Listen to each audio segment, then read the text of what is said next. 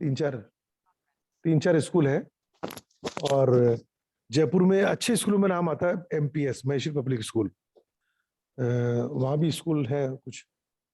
तो ऐसे मैंने कहा मैं 2 साल से कोशिश कर रहा हूँ, जब से मैंने पहला शिविर किया अभी के महेश्वरी शिक्षा समिति के जो भी सदस्य हैं उनको मैं वीडियो भेज भेज के, भाई साहब सुन तो लो यार, आज शाम को डिनर के बाद 50 फोन कर दिए, पर वो अध्यक्ष ने सुने ही नहीं। फिर जितने चुनाव आ गए वो हार ही गया। फिर दूसरा आ गया तो वो तो कांग्रेस का नेता है और वो उसको लगा यार अभी हार गया हूँ तो चलो एक बार वापस जाति समाज में बन के फिर थोड़ा वापस आ जाएंगे।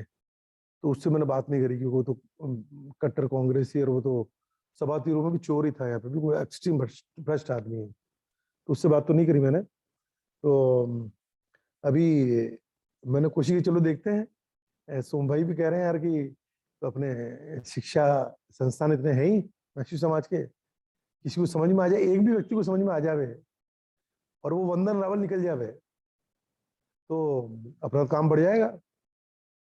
तो ऐसे में भाई इतनी कम उम्र में वंदन की जो स्पष्टता है, मतलब उससे मेरा इस दर्शन के प्रति और निष्ठा बढ़ गई कि अरे वाह, मतलब नई पीढ़ी को अगर हम ये देवें तो दुनिया वास्तव में खूबसूरत हो जाएगी यार।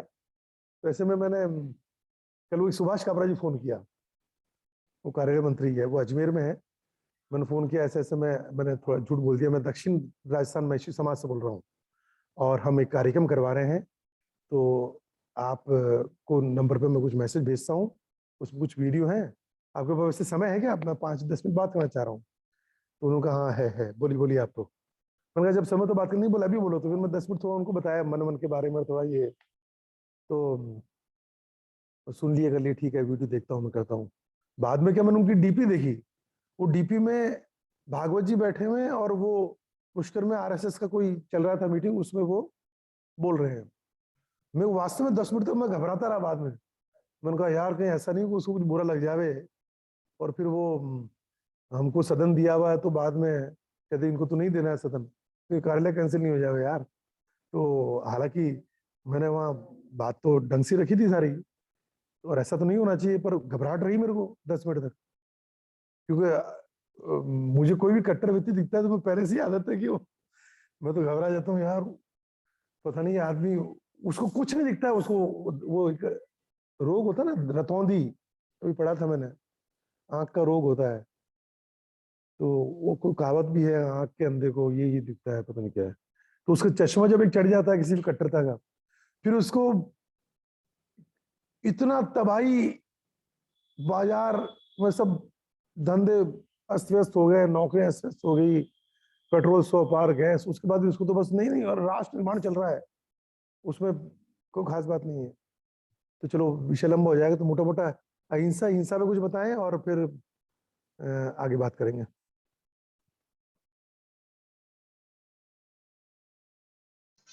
बढ़िया। तो किसी और को कुछ रखना है, क्योंकि हिंसा हिंसा पे मतलब मैं तो रख ही सकता हूँ, बट कोई और भी कुछ कहना चाहे तो।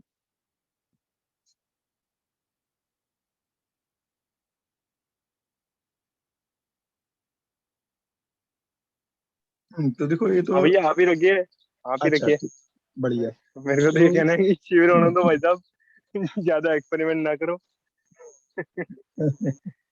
तो जहाँ तक देखो, जैनिज्म में तो एक काफी माने चर्चित विषय है हिंसा, हिंसा को लेके, और मैं काफी प्रभावित भी हुआ जीवन विद्या में जिस तरह से इसका बहुत स्पष्ट आंसर दे पा रहे हैं अपन।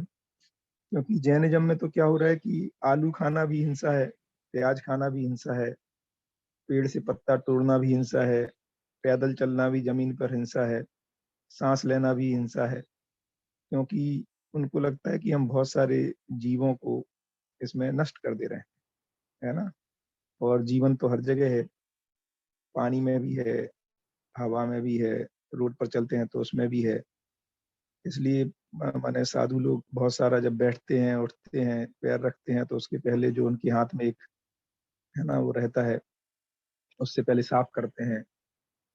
और बहुत सारे जो श्वेतांबर मुनि है, वो तो सफेद कपड़े की पट्टी मुंह पे बांधते हैं, है ना, पानी छान के पीते हैं, जो छना हुआ है पानी उसको बाद में कुएं में डालते हैं। ऐसा उनका बहुत सारा वो है, लेकिन थोड़ा सा भी तर्क करते हैं और साइंस की दृष्टि में जाते हैं तो पता लगता है कि जिस कपड़े से पानी को छाना, तो ऐसा तो है नहीं कि सारे जीव छन गए हों, क्योंकि वो तो बैक्टीरिया वायरस को भी जीव ही बोलते हैं। और मेरी कुछ साधुओं से भी बात हुई तो वो कहते हैं ये मिनिमम हिंसा है, मतलब आपको शरीर को बनाए रखना है, तो एक तरह से मिनिमम हिंसा में, तो हिंसा और अहिंसा को, एक तो ये मुद्दा हुआ बहुत शॉर्ट में, माने तात्विक पक्ष में अटका हुआ है। दूसरा, अधिकतर लोग ये मानते हैं कि व्यवसाय करना होगा तो उसमें झूठ बोलना एक मिनिमम रिक्वायरमेंट, तो एक हिंसा का मुद्दा है। दूसरा सही और झूठ का मुद्दा है कि कोई आएगा, भाई ये कपड़ा कितने का है, तो आप तो ज्यादा ही प्रॉफिट ले रहे हैं, तो बोलना पड़ता नहीं भैया प्रॉफिट में नहीं, मैं तो बल्कि लॉस में ही बेच रहा हूँ, या 50 पैसे पे ही बेच रहा हूँ, है ना। क्यों? उनसे बोलो तो ये झूठ नहीं है, बोले नहीं नहीं ये झूठ नहीं होता है, ये बिजनेस में तो ये करना ही होता है। तो एक सही और झूठ का मुद्दा काफी तगड़ा अटका हुआ है वहां पर। अब अपन सही की रोशनी में देखें कि एक्चुअली हिंसा और अहिंसा का मतलब क्या है। तो हिंसा का मतलब है कि दूसरे के विकास में अवरोध को पैदा करना। तो जब तक लक्ष्य स्पष्ट नहीं है तब तक हिंसा अहिंसा को समझ में नहीं आ रही। और जैनिज्म में भी वो इसीलिए फंस रही है क्योंकि वहां पर हमने जीवन मान लिया, पानी में, आलू में, है ना, तो एक इंद्रिय जीव में भी ऐसा बहुत सारा उनका वर्णन है। जीवन मध्यस्थ दर्शन के अनुसार जब अपन को पकड़ में आता है तो पता लगता है कि जीवन तो एक गठनपूर्ण परमाणु के रूप में है, उसके पहले प्राण अवस्था में जीवन नहीं है। तो फिर मैं आलू खा के कोई अपराध नहीं कर रहा हूँ, क्योंकि आलू खा के आलू को मैं, आलू को यदि आप ऐसे ही जमीन में छोड़ देंगे तो वो जो 2 महीने में 15 दिन में खाद बनेगा, मैं खाता हूँ तो मैं उसको जल्दी खाद बना देता हूँ 24 घंटे में, और वो खाद के रूप में उपलब्ध हो जाता है। तो मैं पूरक हो रहा हूँ प्रकृति के। तो अब यदि मैं हिंसा कर रहा हूँ तो पोषक हूं मैं कि शोषक हूँ प्रकृति का, ये हिंसा है। यदि मैं केमिकल फर्टिलाइजर डाल रहा हूँ तो ये हिंसा है, यदि धरती को मैं शोषक कर रहा हूँ। जैनिज्म इसको ऐसे नहीं देख पाता है ना, क्योंकि उनको पोषण और शोषण समझ में नहीं आ रहा है। उनको शोषण जीव हत्या दिख रही है, और जीवन सब में है, इसलिए सब जगह हत्या हो रही है। तो जीवन का कंसेप्ट पहली बार समझ में आने पे ये समझ में आता है कि जो पदार्थ, प्राण अवस्था और जो मानव शरीर और पशु शरीर, इनमें जो साइक्लिकनेस है, ये एक दूसरे के पूरक हो सकते हैं, इसलिए इस सबसे अपन हिंसा से मुक्त हो जाते हैं। अब बकरी को काट देना है, मुर्गी को काट देना है, ये हिंसा में आ जाता है, क्योंकि वहां पर कोई एक जीवन है जो जीने की आशा से अपनी यात्रा कर रहा है, उसमें हमने अवरोध पैदा कर दिया। इसलिए पहली बार हिंसा और अहिंसा में एक हम लाइन खींच पाते हैं। इसके पहले हम नीर छीर करके क्या हिंसा है क्या हिंसा है ये बोल नहीं पाते हैं, है ना, स्पष्ट ही नहीं होता। ये बहुत तगड़ा मुद्दा अटका हुआ है जैनिज्म में, तो कम से कम खास तौर से, सब जगह भी अटका होगा, क्योंकि जीवन की स्पष्टता के बिना हम ये कहीं नहीं पाते हैं। अब दूसरे रूप में हिंसा को देखें तो ये दिखता है अपने को कि मानव जो है, जब भी किसी की जागृति में अवरोध पैदा कर रहा है तो वो हिंसा है प्रधान रूप में। या जैसे हिंसा की परिभाषा आई है, अपने अस्तित्व को बनाए रखने के लिए दूसरे के अस्तित्व को मिटा देने में जो वैचारिक प्रयुक्ति है वो हिंसा है ना, जो विचार है। तो रूट में देखेंगे तो ये जो विचार है, यहाँ से हिंसा का जन्म हो रहा है। तो क्या विचार में हिंसा है? तो विचार में हिंसा है अपने को बनाए रखना, अपने को श्रेष्ठ साबित करना है ना। इसलिए दूसरे को हम अपमानित कर देते हैं भाषा के रूप में, उनकी गलत समीक्षा कर देते हैं, उनके सद्गुणों को नहीं देख पाते। ये सब हिंसा है सूक्ष्म।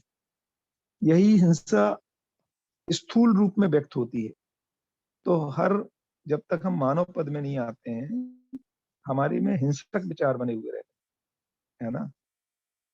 तो ये जो, जब तक हम विचारों में अहिंसक नहीं होंगे तब तक जीने में अहिंसक नहीं हो सकते। ये बात ठीक है कि जितने उल्टे पुल्टे हिंसा के विचार हम करते हैं उतना हम एग्जीक्यूट नहीं कर पाते हैं, है ना, कई कारणों से, कई सामाजिक कारणों से, कई लीगल कारणों से। नहीं तो यदि हम अपने विचार देखें तो हम पाएंगे कि हम तो पता नहीं कितने लोगों को निपटा चुके होते, है ना। तो ये जो हिंसक विचार है, ये बहुत 100, 200, 500 हिंसक विचार में से कोई हिंसक विचार हमारे शरीर के द्वारा हम कायिक रूप में, तो मन वचन और काय से यदि अपन देखें तो बहुत सारा जो मन में है, मन माने जीवन में जो हिंसकता है, उससे बहुत कम हम वचन के रूप में व्यक्त करते हैं, अर्थात चिल्लाना, डांटना, अपशब्द बोलना, है ना, ये बोल देना कि मैं तुम्हें निपटा दूंगा, माने जिसको जिसको क्राइम माना जाता है। आप किसी को धमकी भी देते हैं तो एक क्राइम है, पनिशेबल क्राइम है। आप किसी को थ्रेटन नहीं कर सकते, लेकिन थ्रेटन हम मन ही मन करते रहते हैं जीवन में, जो विचार के रूप में, कल्पना के रूप में, आशा विचार इच्छाओं के संयुक्त स्वरूप में। तो ये यदि देखेंगे तो आप जब तक ये हिंसा से मुक्त नहीं होंगे, ये हिंसा से मुक्त होना है तो सही अर्थ में हम मानव के पोषक कैसे होंगे, ये विचार नहीं होगा तो बाई डिफॉल्ट, क्योंकि सही तो निश्चित है, तो मिक्सिंग यदि होगी तो हम उसमें कभी हिंसक कभी अहिंसक के रूप में करते रहेंगे और हमारे विचार व्यक्त हो जाएंगे। अभी हम जो पोशाक से, जैसे किसी ने दाढ़ी बनाई, मूछें नहीं बनाई, है ना, मूछें रखी, दाढ़ी नहीं रखी, ये सब पहनावा, माने कहीं कहीं हम इसको टिपिफाई कर सकते हैं कि बहुत से ऐसे विचार वाले लोग ऐसे वेशभूषा पहनते हैं, है ना, बट इसका कोई बहुत अधिक, माने जो जिसको हम क्लीन शेव्ड हैं, है ना, वो भी बहुत अधिक हिंसा में लगे ही हुए हैं। जैसे जितने भी आज के समय में, है ना, तथाकथित, माने अपन ऐसे इन जनरल अपन एमबीए और इंजीनियर डॉक्टर को ऐसे मना, मतलब ऐसे बोल दे रहे हैं व्यापारी को, बट रूट में ये देखना पड़ेगा कि हमारे में, माने जो मानव का लक्षण है, क्या दूसरों के हम पोषक होना चाहते हैं, प्रकृति के पोषक होना चाहते हैं। यदि ये विचार की बहुत स्पष्टता नहीं है तो हम जाने अनजाने, हम बहुत कभी पोषक कभी शोषक, है ना, ऐसा हम चलते ही रहते हैं, अर्थात हम हिंसक हैं ही। तो अहिंसा तो ज्ञान के बिना अहिंसक हो नहीं सकता आदमी, जीवन ज्ञान के बिना अहिंसक नहीं हो सकता, मानवीयता पूर्ण आचरण के बिना अहिंसक नहीं हो सकता, है ना, अस्तित्व की स्पष्टता ना हो तो हम अहिंसक हो नहीं सकते। इस अर्थ में हिंसा को यदि अपन पहचान पाएंगे तो मुझे लगता है कि अपन ठीक से पकड़ पाएंगे। तो अब हम यदि हमें अहिंसक है तो अहिंसा का प्रमाण चाहिए, तो फिर अहिंसा का प्रमाण होगा दूसरों की जागृति में सहायक होने से, जिसको अपन धीरता, वीरता या वीरता कहा जाएगा, है ना, दूसरों की जागृति में सहायक होने में। तो पहले अपने में हिंसा से मुक्त हो, हिंसा से मुक्त होने का मतलब अपने में स्पष्ट हो, फिर अपना मन बने, अपना विचार बने, अपनी इच्छाएं बने। अब हमें प्रकृति और मानव का पूरक होना है, इनका पोषण करना है, ये अहिंसक विचार है। फिर पूरकता होती क्या है, इसकी स्पष्टता हो और फिर उसको हम क्रियान्वित कर सकें तो मानव जाति अहिंसक हो पाएगी, ऐसा लगता है। उसके पहले केवल अलग अलग कपड़ों में, अलग अलग रूप में, है ना, अलग अलग जाति के रूप में, अलग अलग धर्म के रूप में, अलग अलग, है ना, भाषा बोलने के रूप में, अलग अलग व्यवसाय के रूप में हम कम ज्यादा पोषक शोषक होते रहते हैं, क्योंकि स्पष्टता ही नहीं, ऐसा लगता है सुनील भाई मुझे तो। दूसरा मुद्दा जो मुझे लगा, जिसको मैंने छोटा सा कहा, झूठ और सही बोलना, है ना, तो उसका भी इतना ही है कि कैसे हम जागृति में सहायक होने को सत्य कहा जा रहा है ना, माने भाषा से झूठ बोलने को झूठ बोलना भी अपन मानते हैं। और इसमें जैनिज्म में भी कई जगह उदाहरण आते हैं कि एक साधु, एक गाय निकली और वो उसको मारना चाहता था और वो तलवार लेके उसके पीछे दौड़ रहा है और साधु से पूछता है, बताओ गाय इस रास्ते गई कि उस रास्ते गई।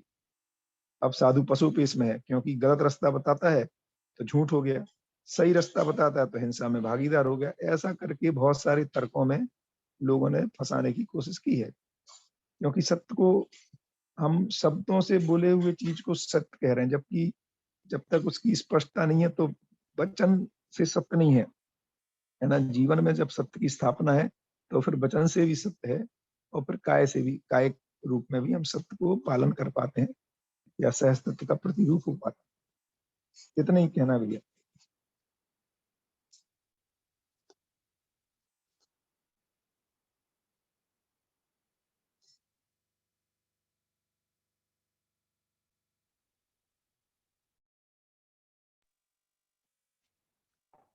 नहीं चलो, ये परिभाषा तो बहुत अच्छी लगी, मैं भूल गया था यार, सुनी नहीं पहले मैंने।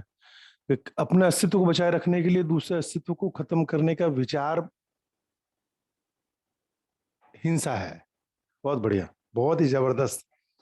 तो ये हो सकता है पहले बताई होगी, लेकिन वो इतने सारे सूत्र आते हैं एक साथ कि हर सूत्र को विश्लेषित नहीं कर पाते हैं, तो ठीक है, बहुत बढ़िया। ये मैंने सूत्र का उपयोग नहीं किया था, इसको आगे करेंगे। और तो मैंने उनको उस समय भी कहा, मैंने कहा, और अभी मैं एक पत्र लिखा मैंने छोटा सा व्हाट्सएप पे ही, भेजा नहीं अभी, मैंने कहा पहले आपको दिखाऊंगा उसके बाद भेजेंगे। मैंने थोड़ा सा उनका भी, देखो इसका एक नाम जो है प्रश्न मुक्ति अभियान भी है। तो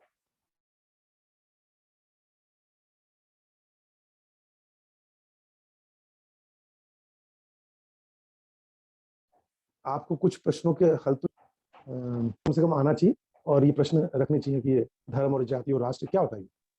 इस दुनिया में सबसे ज्यादा हिंसा धर्म, जाति और राष्ट्र के नाम पे हुई है, आज भी हो रही है। तो ये का वास्तविक अर्थ क्या है, और महावीर स्वामी का ये जो सिद्धांत है, ये वास्तव में कारगर है क्या आज की स्थिति में या नहीं है। तो थोड़ा इसको भी जब वो दावा कर रहे हैं कि दुनिया के सारे सवालों के जवाब हमारे पास हैं, तो आप एक दिन के लिए आइए।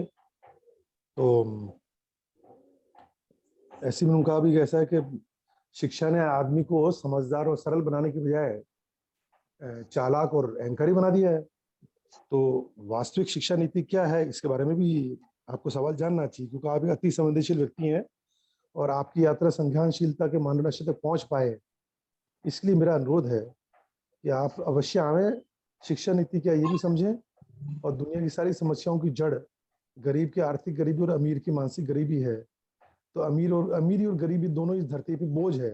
तो सही अर्थनीति क्या है, और राजनीति और राजनीति में कितना फर्क है।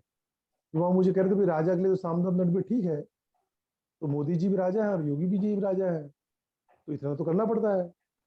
अगर थोड़ा आरोप बढ़ा चढ़ा के लगा दिए उस पर, जो था ना मुस्लिम नेता कोई एसपी का, मैं भूल गया, जो जेल में है, आजम खान, उसको थोड़ा बढ़ा के खुद ही बोल रहे थे, मैं तो राजनीति ज्यादा बात नहीं करना चाह रहा था, तो वो तर्क के रूप में स्थापित कर रहे थे, तो उसको थोड़ा आरोप ज्यादा लगा दिया। ठीक है, उसमें क्या, इतना तो करना पड़ता है, हमेशा से रहा है।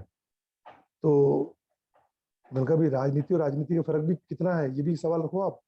शिक्षा नीति भी रखो, अर्थनीति भी रखो, धर्म, जाति, राष्ट्र, ये इनका अर्थ क्या है, इतना हिंसा हो रही दुनिया में इन तीनों के नाम पे। और साध्य की सूचिता, साध्य मतलब लक्ष्य, उसकी सूचिता के बराबर ही साधन मार्ग की सूचिता भी अनिवार्य है, या साम दाम दंड भेद अनिवार्य है। अभी हम वो कह रहे थे, अभी वो मोदी जी के और अमित शाह के उसमें, योगी जी के उसमें दृष्टि स्पष्ट अभी राष्ट्र निर्माण करना है। अब ऐसे में साम दाम दंड तो चलता है राजा के लिए। क्या है सुनिए, ये जो राष्ट्रवाद है हिंसा का विचार है। राष्ट्रवाद अपने आप में हिंसा का विचार है, क्योंकि आप अपने आप को रिंग फेंस कर रहे हो। दूसरा, आप भारतीय लोगों को हमें प्रॉफिट होना चाहिए, इसका मतलब ये कि दूसरों के साथ हम कुछ भी कर सकते हैं अपने राष्ट्र। तो ये राष्ट्रवाद अपने आप में घोर हिंसक विचार है ना। तो क्योंकि देखो, इनके और रूट में जाओगे ना तो मानव को लक्ष्य स्पष्ट नहीं है, इसलिए हिंसा। जैनिज्म तो बुरी तरह फेल है हिंसा में, अहिंसक होने में, क्योंकि या हर एक इज्म, क्योंकि हमें यही नहीं पता है कि पर्पज क्या है मानव। और जो पर्पज अपन कहते हैं ना, सभी सुखी समृद्ध हो सकें, ये किसी को स्वीकार नहीं है, ये तो हो नहीं सकता, ऐसा पहले से निष्कर्ष है ना। तो ट्रंप को भी यही लगता है, या बाइडेन को भी यही लगता है कि अपने देशवासियों को हम ज्यादा से ज्यादा समृद्ध कर सकते हैं, और इसके लिए दूसरों को मिटा देना हमें कोई दिक्कत नहीं है। और अपनी समृद्धि के लिए धरती को बर्बाद कर देना कोई मुद्दा नहीं है, क्योंकि धरती वैसे ही बर्बाद होनी है। ये भी एक स्पष्ट नहीं है कि इस धरती पर मानव जाति सुख समृद्धि पूर्वक सभी मानव रह सकते हैं और हमेशा रह सकते हैं। जब तक ये लक्ष्य स्थिर नहीं होगा तब तक हिंसा खत्म नहीं हो सकती। ये पकड़ में आ रहा है आपको ये मुद्दा? नहीं, बिल्कुल बिल्कुल पकड़ में आ रहा है मुझे तो। वो मतलब जो कहा ना कि हाँ ऊपर से देखे तो भारत पाकिस्तान के बीच में कोई बॉर्डर नहीं है हाँ धरती पे, ये हाँ मनुष्य की मानसिकता में बॉर्डर है। हाँ नहीं तो उसके उसके रूट में भी देखें तो हमें ये लगता है कि देखो सब तो समृद्ध हो नहीं सकते, ठीक है ना। अब जब सब नहीं हो सकते तो कुछ ही होना पड़ेगा, तो उस कुछ में मेरा होना जरूरी हाँ ठीक है ना। हर जगह ऐसा ही है। तो अब केवल राष्ट्रवाद ने क्या किया है, एक दायरे को बढ़ाया है। या तो हम पहले जैन मानते थे, हिंदू मानते थे, मुस्लिम मानते थे, सिख मानते थे, अब हमने कहा हम भारतीय हो गए। तो हमने सिर्फ क्या किया, एक एक एक कोई आर्टिफिशियल बॉर्डर बनाया, कोई बात नहीं, उसको बना लिया। हमें समृद्ध होना है, यहाँ तक भी कोई दिक्कत नहीं है, लेकिन अब हम सभी हमारी समृद्धि के लिए दूसरों को हमें एक्सप्लॉइट करना पड़ेगा, क्योंकि है ना, एक समृद्ध आदमी के लिए दूसरों को, ये हमारे में पहले से इनबिल्ट है, ये विचार, है ना। मैं भी समृद्ध हूँ, आपको भी समृद्ध करूं, इसको तो हम कर ही नहीं सकते, क्योंकि हमने माना हुआ है कि लाभ और हानि तो साथ साथ चलेगी। किसी का लाभ जीरो सम गेम है, किसी का लाभ किसी की हानि होगी। इस अर्थ में पूरा भयंकर रूप से वैचारिक फसावट है, पूरे विश्व में ही है ये, है ना। तो राष्ट्रवाद से ज्यादा खतरनाक कोई विचार ही नहीं है, क्योंकि राष्ट्रवाद का मतलब ही है कि हम दूसरों को निपटाएंगे बस। तो जो जब भी हम बाउंड्री में बात करेंगे, चाहे कितनी ही बड़ी बाउंड्री हो, चाहे वो राष्ट्र की बाउंड्री हो, या कल हम पाकिस्तान से हाथ मिला लें तो हम सपोज भारत राष्ट्र बड़ा हो जाए, तो लेकिन जब भी कितनी ही बड़ी, जैसे यूरोपियन यूनियन बना ली थी, तो उन्होंने क्या किया, यूरोप की जो अलग अलग बाउंड्रीज थी, है ना, लक्समबर्ग की अलग बाउंड्री है, फ्रांस की अलग है, जर्मनी की अलग है ना, उसको ने मर्ज कर दिया मान लो यूरोपियन यूनियन के नाम पे, एक तो बाउंड्री बड़ी हो गई। तो अब मैं ये कहूंगा कि मैं फ्रांसीसी हूँ, उसकी जगह मैं कहूंगा मैं यूरोपियन हूँ।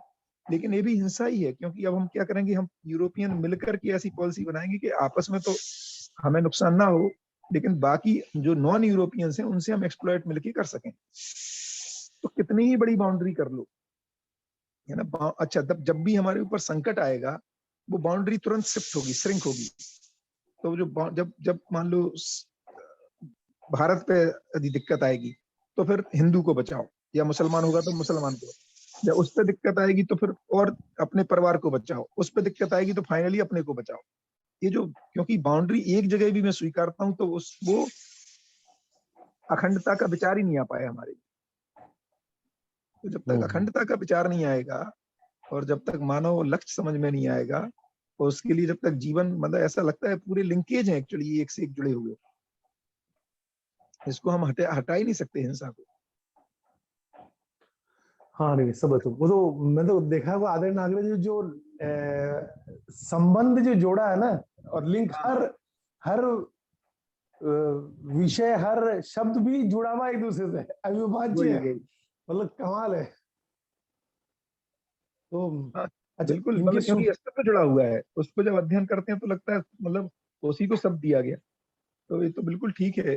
अब ये बड़ा बहुत ही अच्छा, जब भी अपन बात भी, मैं भी कई लोगों से बात करता हूँ, इतना डेप्थ में इतना सोचना, उनके उनके वैचारिक, अच्छा उनके पास समय भी नहीं है इतना सोचने के लिए, इतने में तो चार काम निपटा लेंगे, ऐसा फंसा हुआ है मामला। तो जो जिज्ञासा और पद मिल गया है ना, जो चाहिए समाज में उनको, अपना नाम पद जो भी है, बाद में उनकी जो भी पीड़ाएं हों, तो सभी को, सभी जितने भी, आप एक और मजेदार चीज देखोगे, अधिकांशतः मतलब 90% जितने भी अच्छे पदों पर हैं, सबको दारू पीना मजबूरी है, या ड्रग्स लेना मजबूरी है ना, क्योंकि उनका मन इतना विचलित रहता है।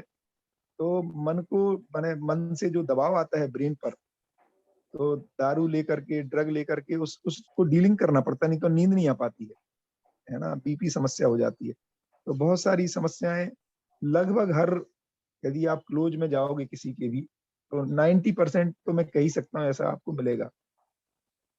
हर कंपनी के सीईओ से लेके, एक अच्छे बिजनेसमैन से लेके, है ना, ये सारी माने दिक्कतें, ये आपको मतलब लगभग मिलना ही होंगी, ऐसा लगता है मुझे। नहीं, एक बार ये लाइन को वापस बोलना, आपने क्या बोला, सफल या अमीर, क्या बोला आपने? 90% लोग जो है वो 90% किसी भी, जो अच्छे सफल बिजनेसमैन हैं, अच्छे सफल राजनेता हैं, अच्छे सफल धर्मगुरु हैं, है ना, तथाकथित सफल मतलब, हाँ हाँ उसमें आप ये पाओगे कि 90% लोगों को दारू पीना, ड्रग लेना, ये माने नींद नहीं आने के लिए कुछ करना, ये सब कॉमन मिलेगा आपको। ये करना ही पड़ेगा उनको। हाँ नहीं, जैसे वो ये गांजा और ये बहुत सब पीते हैं ना ये संत लोग, वो एक करना बार ही कुंभ में पड़ेगा बताया उनको, था। मजबूरी है वो, क्योंकि सफलताओं के बावजूद जो खालीपन है ये हमें दिख नहीं रहा, उनको दिखता है। हाँ भांग वांग बहुत पीते हैं, भांग ये सब माने कुल मिला के ड्रग्स के अलग अलग प्रकार हैं। माने क्या है उसमें मैकेनिज्म, मन इतना अंदर से खालीपन को महसूस करता है तो उससे वो दबाव डालता है ब्रेन पर, उस ब्रेन को डीलिंग करना होता है। तो दारू पीने से क्या है कि जो कनेक्टिविटी है, जो कॉन्सियसनेस है, जो मन का प्रभाव है वो कम हो जाता है। इसलिए दारू पी के आदमी फ्रीली कुछ भी बोलता है, उसको बड़ा रिलैक्स लगता है।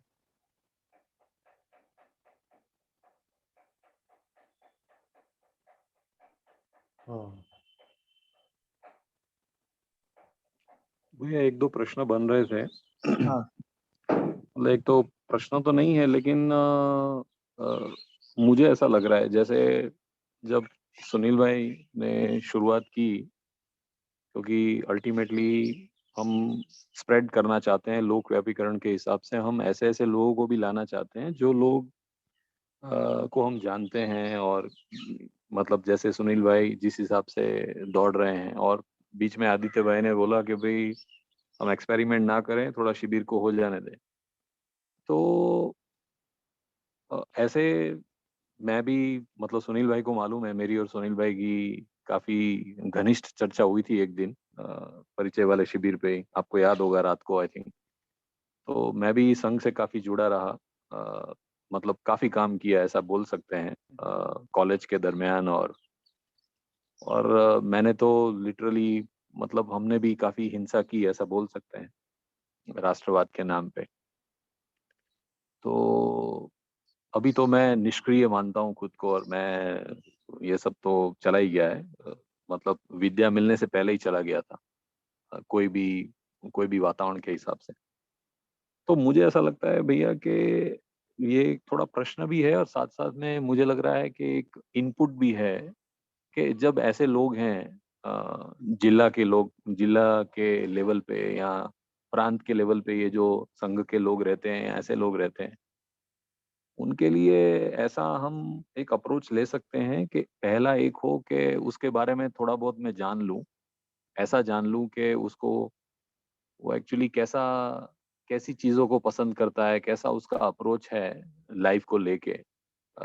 जनरली कोई ना कोई अप्रोच तो रहता ही है, मतलब वो जो कट्टरवादी तो आती ही है बाद में, लेकिन पहला तो एक बंदा रहता है जो उसका एक अंदर से कुछ ना कुछ कोई भी चीज के प्रति एक लगाव रहता है जो भी है।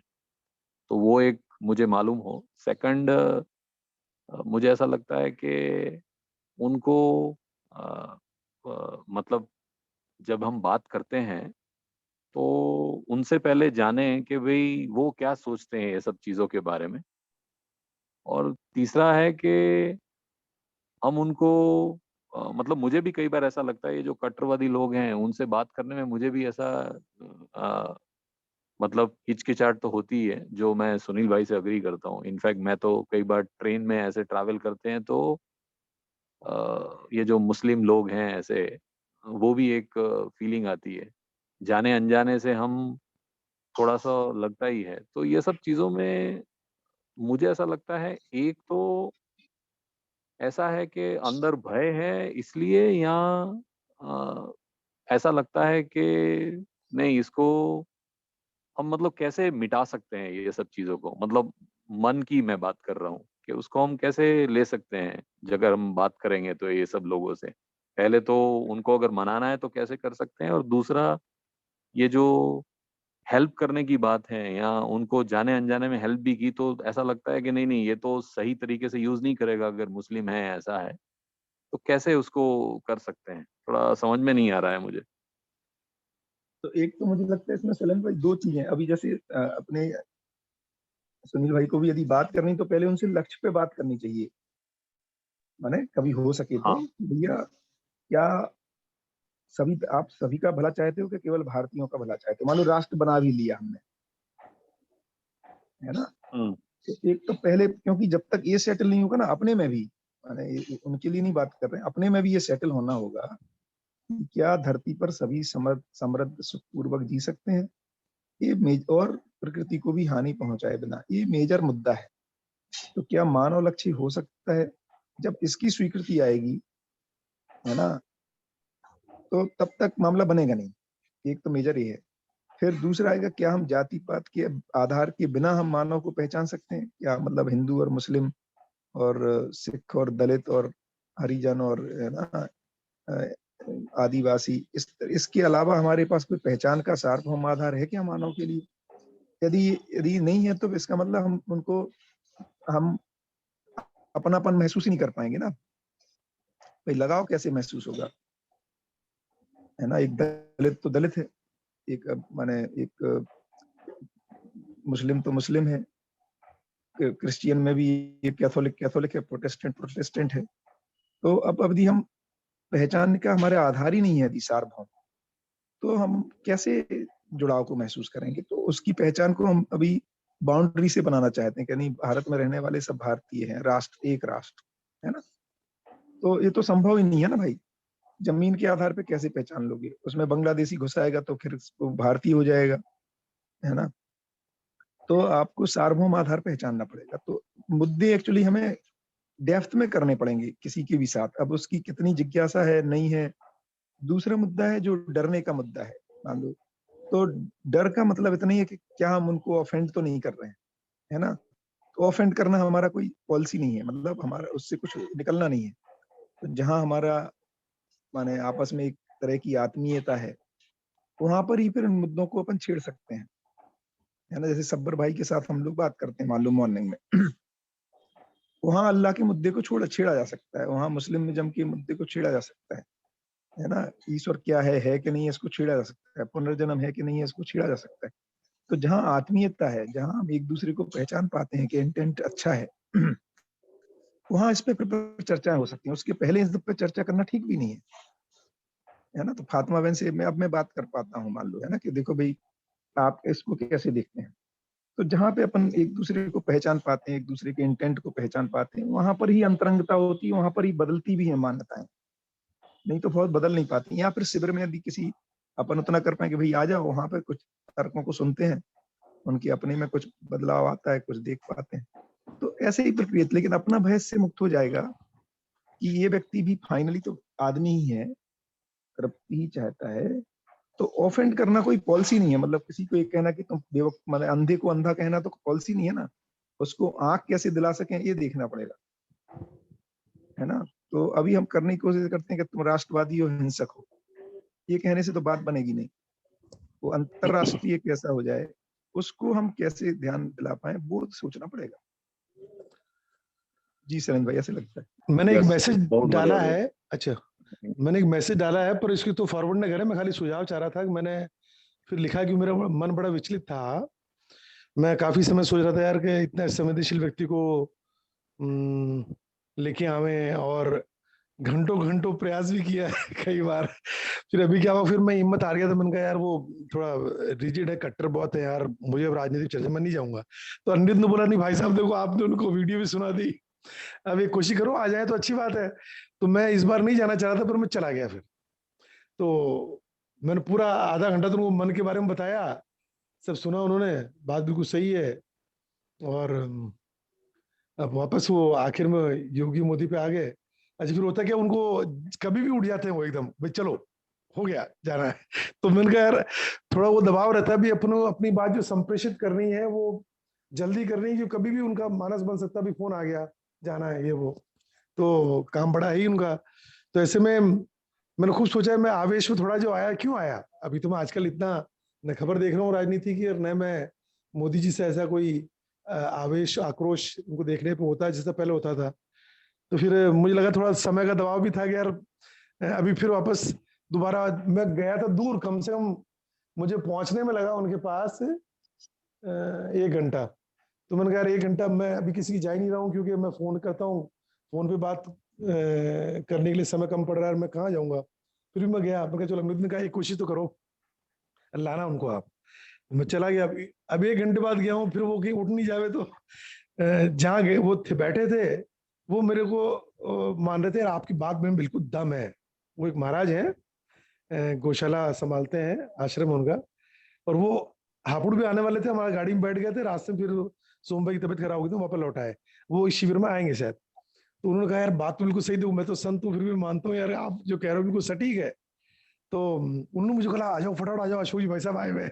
और 1 घंटा हो गया, मैं पहुंचा था, 1 घंटा तो पहुंचने में लग गया।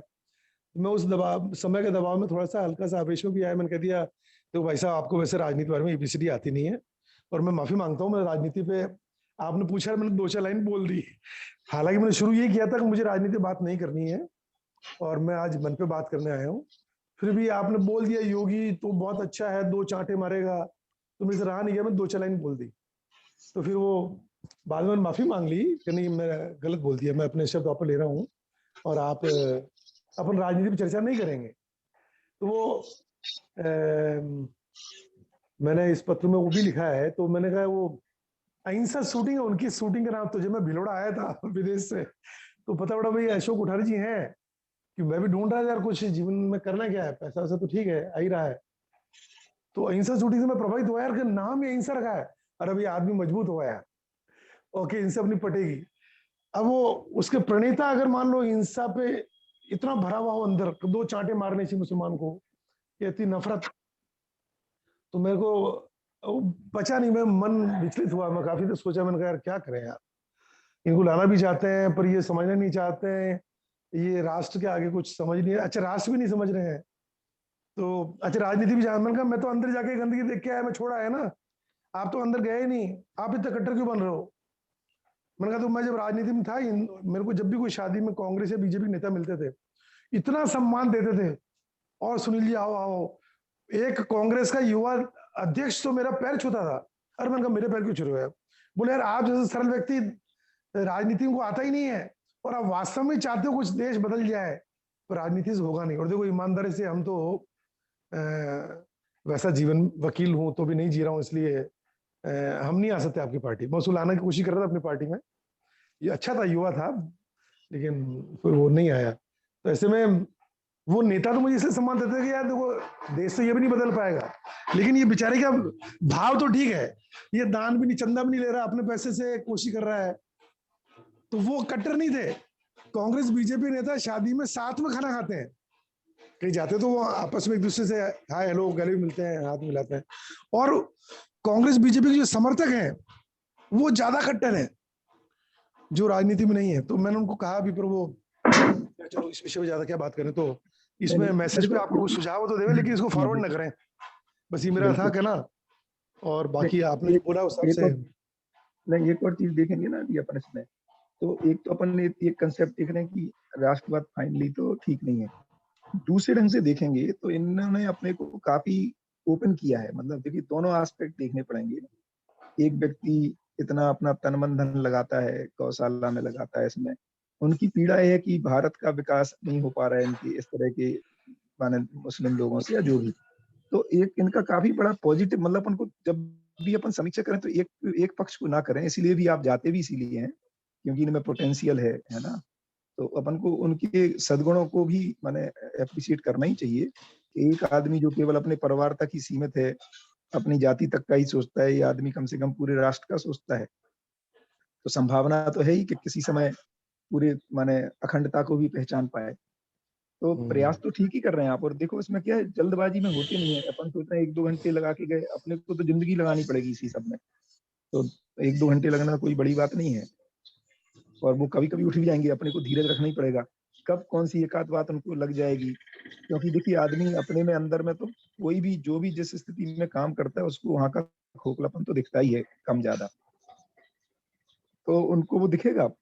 मतलब ये प्रयास ऐसे ही, और मैत्री बनी रहे, मिलते जुलते रहे, चाय पे कभी पहुंच जाए बिना किसी चर्चा के, उनकी ही सुने अपनी ना कहें, ये सब भी यही सब तो करना होगा। और तो क्या है, जिनमें पोटेंशियल है उनके लिए हम क्या योगदान कर सकते हैं।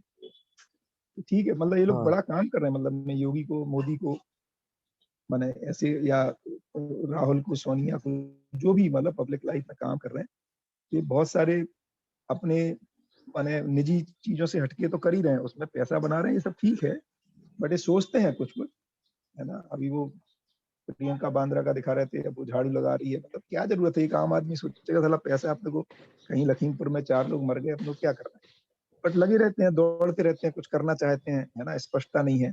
और रूट में देखेंगे तो कहीं स्वार्थ तो है ही, बट फिर भी है ना, तो इनमें बहुत माने अपने तन मन धन अपने विचारों को नियोजित तो करके रखते हैं, समाज कैसे ठीक होगा, देश कैसे ठीक होगा, पार्टी कैसे सुधरेगी। तो ये सब बड़े पॉजिटिव चीजें भी हैं इन सभी लोगों में, जो भी इन सब चीजों को अपनाते हैं। इसीलिए उनमें हम कैसे क्या कुछ कर पाए ये सोचना चाहिए, तो पॉजिटिव एस्पेक्ट भी ध्यान में रखना चाहिए सभी, चाहे वो बिजनेस में सफल हो, सीईओ हो, है ना, तो अच्छा एक डॉक्टर हो, इनमें कुछ तो बहुत सारी पॉजिटिविटी तो है ही। मतलब इसको अपन नकार के केवल एक एस्पेक्ट देखेंगे तो वो भी ठीक नहीं है, ऐसा लगता है मुझे। तो कल एक तो सुनो, तो आप ये मैसेज फॉरवर्ड ना करें कोई भी, और कुछ सुझाव तो देवें। बाकी मेरा प्रयास भी यही है कि वो संवेदनशील, अति संवेदनशील है तो संज्ञानशील। मैंने कहा भी, मैंने शब्द यही सुना है, उनकी जिज्ञासा बताओ यार, मैं समझना चाहता हूँ संज्ञानशील क्या है। फिर मैंने 4 नीतियों की बात भी करी, मैंने कहा 4 नीतियां महत्वपूर्ण है मानव परंपरा बनने के लिए। तो बोले हाँ क्या होती है। मैंने कहा देखो, मैं भी ये चाहता हूँ, आप जानना चाहते हो शिक्षा नीति क्या हो, राज्य नीति राजनीति से अलग है क्या है, तो आओ ना वहाँ पे। तो बोले नहीं यार, वैसे अपन बहुत काम कर रहे हैं अभी, टाइम चलो एक दिन आएंगे। पर वो महाराज जी ने बोला तो मुझे पूरा विश्वास ही नहीं आएंगे, आप भी चाहते हो आए, मैं भी चाहता हूँ आए, तो देखते हैं। तो ये प्रश्न भी, ये सब मैसेज भी हिसाब से बनाया कि वो एक दिन के लिए आए। चलो एक तो ये, दूसरा मैं मानता हूँ ये भी व्यवहार अभ्यास ही है कि हम लोग बीच में जा रहे हैं, बात रख रहे हैं, तो अलग अलग मन की स्थिति वाले लोग हैं, तो उनको कैसे बात रखनी है कि जिससे उनको लग जाए। एक तो ये कल अपन थोड़ा इसमें भी चर्चा करेंगे, जो आपने एक बात अभी लास्ट में बोली कि सोनिया हो, राहुल हो, या प्रियंका हो, या मोदी हो, अमित शाह, ये भी कुछ, बाकी लोग तो अपने भी बच्चे का आगे नहीं सोच रहे हैं, ये बिल्कुल सोच तो रहे हैं या झाड़ू लगा रहे हैं, तो क्या है। तो इस पर भी थोड़ा चर्चा करेंगे, क्योंकि आज तो समय हो गया, और वो अपनी समझ बनाने के लिए करेंगे। हाँ हाँ बिल्कुल बिल्कुल ऐसे ही, मतलब उनमें जो पॉजिटिव पार्ट है उसको सोचेंगे, है ना? तो इस पे अपन कल चर्चा बिल्कुल करें। इसमें करेंगे। मेरा कुछ अलग व्यू है, अपन रखते हैं, कल बात तो करें। हाँ हाँ क्यों नहीं क्यों नहीं। ये व्यवहार है बस मेरे हिसाब से, और क्या है। और हर क्या स्थिति आपने ज्यादा परिस्थिति ज्यादा में क्लोजली देखा इन लोगों को, मतलब इनको तो नहीं, मतलब इनसे मतलब जो भी हाँ, इस तरह के काम करते हैं, हाँ बिल्कुल, तो भैया उनमें बहुत सारा पॉजिटिव पक्ष भी अपने को दिखे, और उसमें क्या अधूरापन है ये भी दिख जाए, तो फिर अपन उनका उनके साथ न्याय कर पाएंगे, उनका ठीक ठीक आकलन कर पाएंगे। और मैं तो मानता हूँ, देखो ये हर स्थिति परिस्थिति में हमको अगर सवाल जो बनते हैं उनके समाधान आ जाए, तो ही हम निरंतर सुखी रह सकते हैं। तो यही समाधान है शायद सर, बिल्कुल बिल्कुल। है ना। ठीक है, तो अपन कल बात करेंगे इस पे भी। अभी हाँ तो काम तो हो गया अभी। मैसेज देखिएगा आप। हाँ, और किसी कुछ कहना हो तो कहे। जी। पर आजकल क्या 8:30 के बजे लोग कम होते जा रहे हैं, क्या बात है। और कुछ काम होगा। ज्योतिबेन कुछ बोलना चाहते हैं, आई थिंक उन्होंने हाथ रेस किया था। वो तो अरे चली ज्योति गई। बहन बोल, अच्छा चली गई, अच्छा उनको या तो यही बोलने के लिए कि जल्दी जाना है शायद, होगा, अच्छा, हो सकता है, पता नहीं। चलिए बढ़िया, तो ओके, आज तो इसको यहीं क्लोज करें। ठीक है, ठीक है। जी बढ़िया। आप एक ठीक है भैया। तो अजय भाई, वो आप हाँ नाम देने वाले थे जो अरे गोष्ठी मैं मिस हो गया, कोऑर्डिनेटर हो अभी सकते भेजता हैं, हूँ। एक तो वो भी देवें, और इस पे हाँ कुछ सुझाव तो वो भी देवें। ठीक है। ओके, नमस्कार। बढ़िया। ओके नमस्ते, सर। नमस्ते सभी नमस्कार। को। नमस्कार।